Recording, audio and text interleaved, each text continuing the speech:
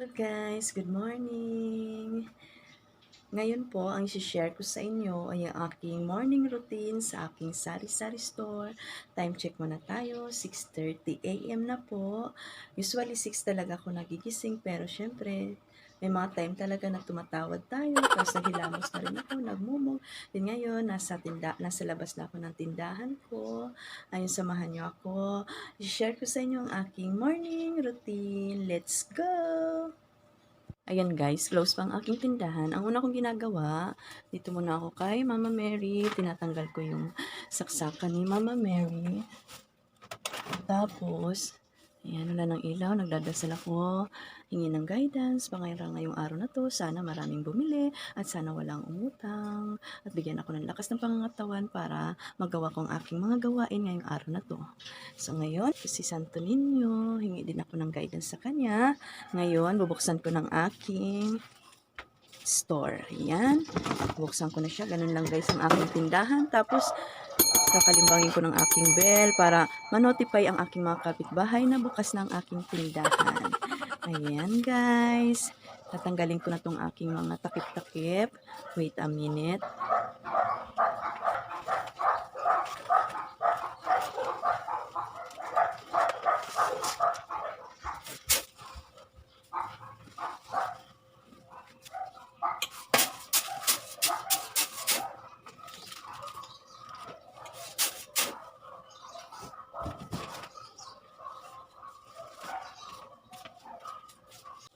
Ngayon, magpupunas ko na sa mga ko dito, tapos magwalis-walis. Kahit ang ginagawa ko, pagbukas ko ng umaga, ayan, magpupunas na ako, tapos magwalis-walis ako dito sa loob at kakalabas. Ayan guys, keep on watching!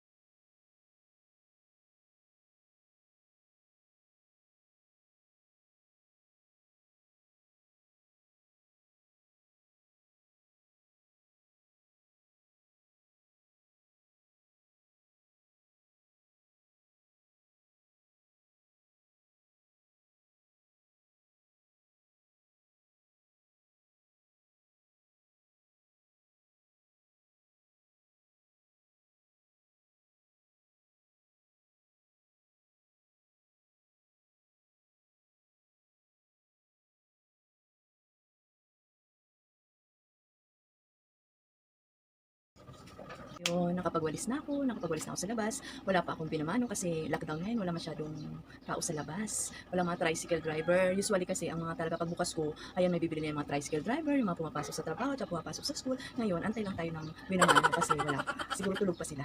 Staycation lang. Ngayon, gagawin ko, ilalabas ko naman yung aking mga gulay sa ref. 1, 3,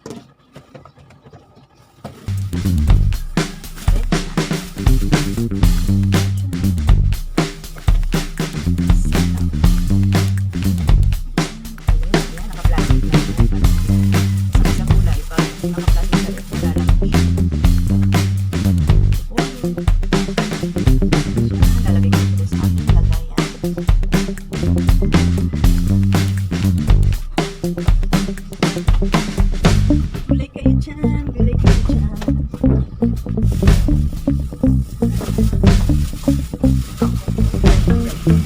Kasi naka-plastic. Yan. Yan, nalagay na yung aking ibang gulay dyan. Tapos yung iba nasa ref. Ngayon, gagawin natin is, yun, dito na ako nakaupo sa aking cash box, dito sa area ko. Ito yung mga cellphone ko na pang-load, nilabas ko na rin. I-check ko kung may mga text, kasi minsan may mga text sa akin umaga. Sine-check ko talaga kasi may mga nagpapaload, nagre-request ng load, kaya sine-check ko yung mga cellphone. Ngayon wala naman request. Sa smart, ayan. I-check ko rin kung lobat para ma-charge ko ng maigi. Ayan, yan ngayon. Ito ang aking mahiwagang box. Lucky Strike. Dito, diba, dito ko nilalagay yung aking benta sa buong araw. Ngayon, kasama ko rin siya pag nagbukas ako dito sa aking tindahan. Siyempre, ano na lang, kunti na lang yung laman niya kasi nilagay ko na yung iba dun sa vault ko. Vault! Social! Ayun. Ngayon, aayusin ko yung aking cash box. Kasi nung way back before, nung nasa SM pa ako, hindi nyo na itatanong, isa akong cashier sa SM, SM Hypermarket, nag-cashier din ako sa Pure Gold, sa iba-ibang supermarket, basta lahat ng supermarket, halos napasukan ko yan. Nag-cashier din ako sa mga fast food. Ngayon, nung nasa SM kami, bago kami pumasok dun sa aming cashier, meron kaming tinatawag na cash float na 2,000. Ngayon, minsan ina-apply ko yan dito sa akin. Usually talaga, naglalagay ako dito sa cash box ko ng cash float ko ng 2,000 para yun ang mga pambarya ko, yun ang aking panukli, dun ako kumukuha. Ngayon, papakita ko sa inyo paano ko inaayos yung aking cash float. Ayan. Ngayon, minsan sa gabi, pag hindi ako busy, ginagawa ko na to. Kaso minsan, pag gabi kasi mas marami akong ginagawa kaysa sa umaga. Sa umaga, medyo, laylo lang ako sa umaga. Ayoko kasi medyo nahagard agad pag umaga. Kaya, ngayon, ayusin lang natin.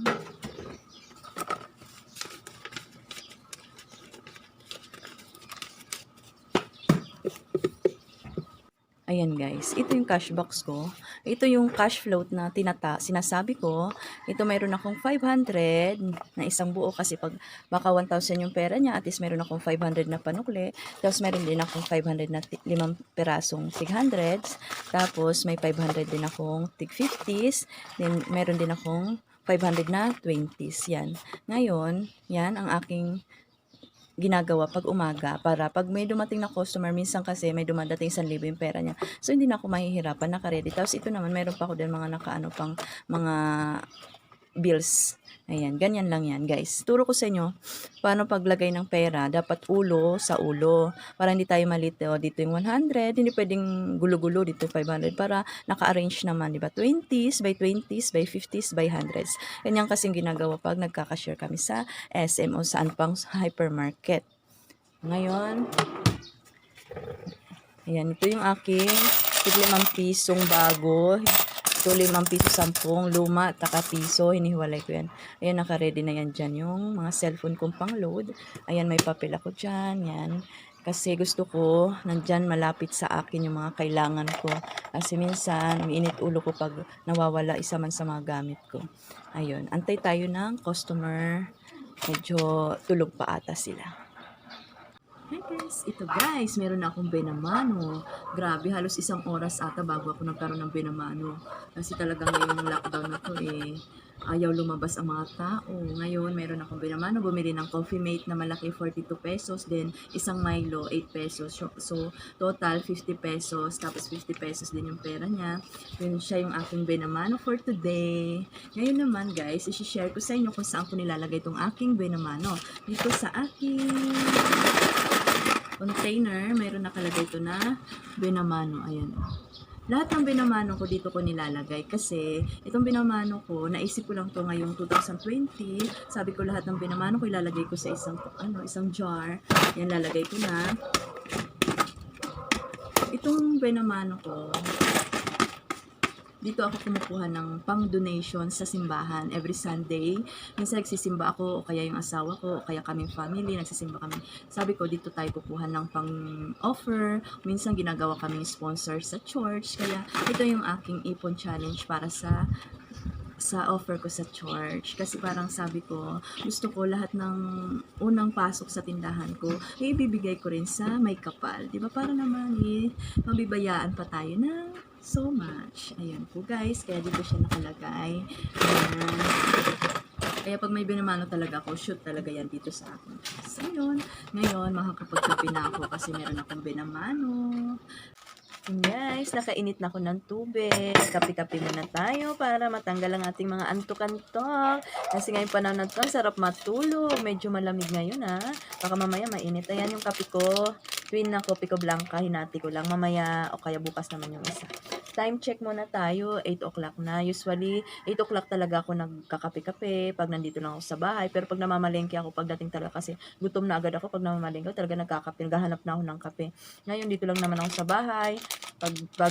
Pagising ko, hindi agad yung nagkakape ako. Talagang alas 8, madalas alas 8 ako nagkakape. Minsan na, pag nawili ako sa pagpunas-punas, pag walis-walis, nakakapagkape na ako mga alas 9.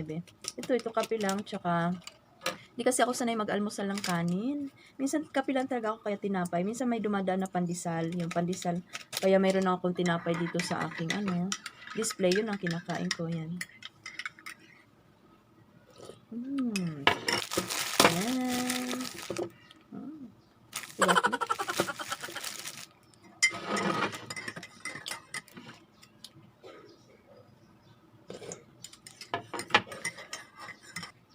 Pag kumakain ako dito sa table ko, ako nakaupo. Kasi doon, medyo natatago ako, hindi ako nakikita. Gusto ko dito ako nakikita ko lahat ng nasa dumadaan. Nakikita ko yung mga paninda ko. Ayan. Ayun nga. Habang nagkakape ako, guys, meron akong papel, tsaka ballpen. Kasi tinitingnan ko kung ano yung wala na sa aking tindahan. Ayan, wala na akong mga Nesty Lemon, Nesty Honey Blend. Nasusulat ko dito. Nesty Lemon. Wala na rin akong Nor Sinigang. Ayan, habang nagkakape ako, titingin-tingin ako kung anong wala. Wala nang ibang chichirya, Energen. Yan. Tapos isusulat ko dito sa aking papel. Yan yung aking morning routine. Tapos naman, pagdating naman ng alas 9, gigisingin ko na yung anak ko, papakainin ko, tapos mag-prepare na rin ako ng pang lunch namin. Tapos, yun, asikasin ko na yung anak ko kung may pasok. Kaya yun naman, walang pasok. So, hayaan ko muna siya matulog. Tapos ako, ayan, labas-pasok ang aking siste kasi may nabili. Tapos yung anak ko, inasikaso ko sa loob. Tapos nagluluto din ako ng ulam namin. Ayun, yun yung akin. Tapos mga after lunch naman, doon naman ako. Minsan lumalabas ako na yung namimili sa mga nilista ko o minsan naman ino-order ko. Ayun, hindi ko pa pala naisali. Kasama pala sa morning routine ko yung chinecheck ko yung aking ref. Chinecheck ko yung ref ko. Parang nakasanayan ko na kada umaga, bago gising ko. Chinecheck ko yung ref ko. Halimbawa, ganyan. Tulad ngayon, kasi kagabi, nakalimutan kong gumawa ng yelo, yung buong yelo. Ayan tuloy, mga tube ice lang yung meron ako dito. Kasi, yan, pag sa umaga na-check ko, ay, wala akong nagawang yelo kagabi. Ayan, gagawa na ako ng yelo ngayon. Tapos dito, chinecheck ko rin sa kabilang ref, kung may mga kulang na pwede kong ilagay, mga soft drinks. Minsan kasi sa gabi, medyo talaga ako sa gabi. Antok na ako, hindi ko na sila nagagawa. Kaya, chinecheck ko sila sa umaga na para mailagyan ko pa habang maaga, wala pa nabili mga malalamig na soft drinks, na-refillan ko na agad. Ayun, yun lang po ang aking morning routine. Tapos, minsan pag mayroon akong mga na-deliver na mga item, nini-display ko. Tapos, minsan nagpikwenta-kwenta ako, nag-aano ako ng mga babayarin. Ngayon Wednesday, wala naman maniningil ngayon sa akin. Nastingil na ako kahapon. At saka Monday, Wednesday walang naniningil. Pag may mga naniningil, nire-ready. Umaga pa lang, nire-ready ko na yung pambayad ko sa kanila. Para pagdating nila, bigay ko na lang yung bayad. Tapos minsan naman, may mga dumadating na mga ahente, soft drinks, mga ahente ng yan. Minsan umaga yan sila nagdadatingan. Ayan. Yun lang guys ang aking morning routine sa aking sari-sari store. Tapos yun, sana na inspired kayo sa aking morning routine at saka kapit-kapit lang tayo mga kasari. Talagang sipag at tiyaga lang sa ating pagtitinda at ayan pa naman maraming blessing na darating sa ating buhay. Ayun guys, hanggang dito na lang. Thank you for watching. Bye-bye. Mwah!